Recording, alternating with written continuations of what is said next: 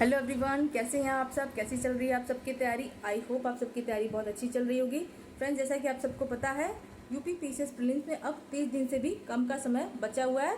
तो लास्ट के इस बचे हुए दिन में किन बातों का ध्यान रखना चाहिए और कौन सी गलतियां नहीं करनी चाहिए, इस पे आज मेरा वीडियो है। छोटा सा वीडियो पूरा जरूर देखिएगा।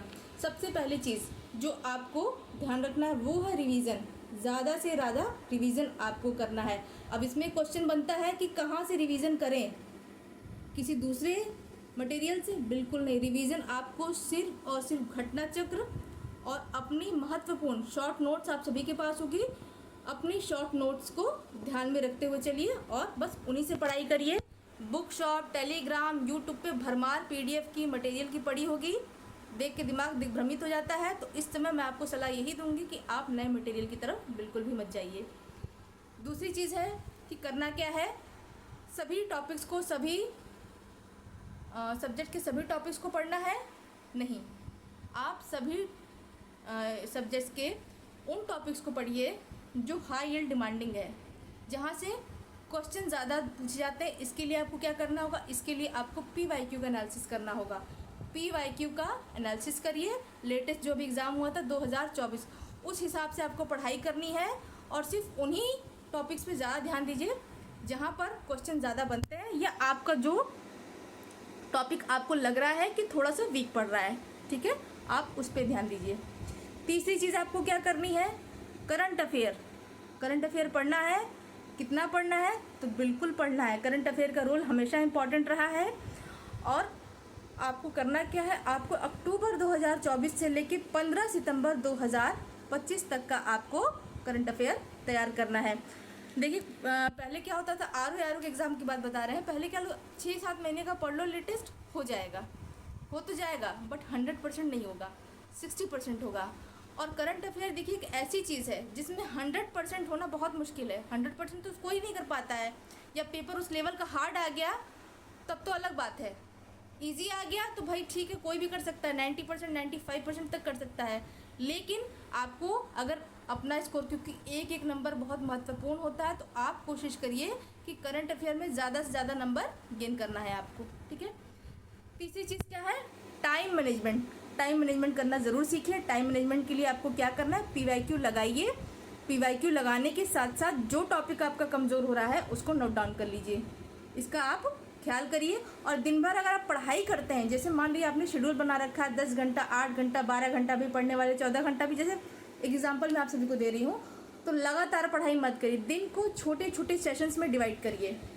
जैसे आपने दिन भर के 3 सेशंस बना लिए, 4 सेशंस बना लिए, तो लगातार आपको नहीं पढ़ना है। आपने मान ली 3 घंटे का एक सेशन बना लिया, उसके बीच थोड़ा सा ब्रेक लीजिए, फिर 3 घंटा, ऐसे ऐसे करके अपने पूरे दिन को सेशंस में डिवाइड करिए, क्योंकि थोड़ा दिमाग को रिलैक्स करना भी बहुत ज़रूरी है। तो इन चीज़ों का आप ध्यान रखिए। चौथी चीज़ क्या है, चौथी चीज़ है टेस्ट सीरीज़। पेपर कैसा आएगा, टेस्ट सीरीज़ लगानी चाहिए कि नहीं लगानी चाहिए?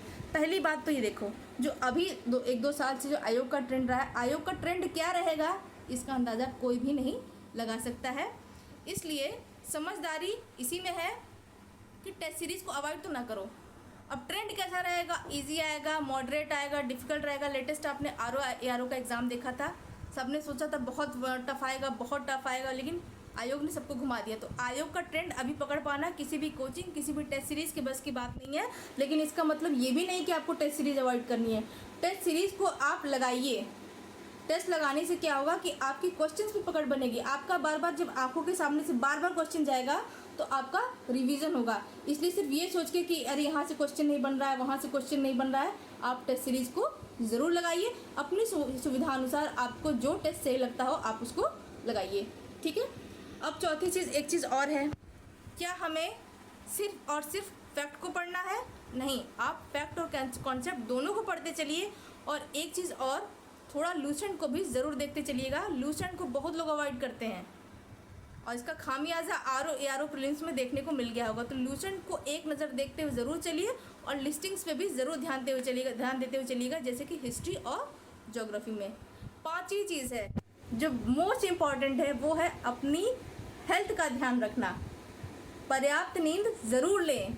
ये बहुत से एस्पिरेंट्स के दिमाग में टेंशन तो होती है, लेकिन बहुत से एस्पिरेंट्स क्या करते हैं, सोचते हैं कि लास्ट के 1 मंथ 2 मंथ 18 आवर्स कर लें, 17 आवर कर लें। हालांकि इतना करना बहुत मुश्किल होता है, लेकिन यूपीपीसीएस हार्ड वर्क के साथ साथ अब स्मार्ट वर्क चाहता है। तो हार्ड वर्क के साथ साथ स्मार्ट वर्क करिए, और आपका दिमाग स्मार्टली तभी काम करेगा जब आप पर्याप्त नींद लेंगे। तो कोशिश करिए कम से कम 5 से 6 घंटे की नींद तो ज़रूर लीजिए, इससे कम की नींद मत लीजिए, क्योंकि दिमाग की भी अपनी एक सीमा होती है। सबका दिमाग आइंस्टीन ऐसा नहीं होता है। और लास्ट चीज़ आपको क्या करनी है, जो बड़ा इसमें सबके साथ ही दिक्कत होती होगी, मोटिवेशन कहाँ से मिले। मित्रों, मोटिवेशन कहीं से नहीं मिलता है। आप खुद को ज़्यादा से ज़्यादा मोटिवेट करिए।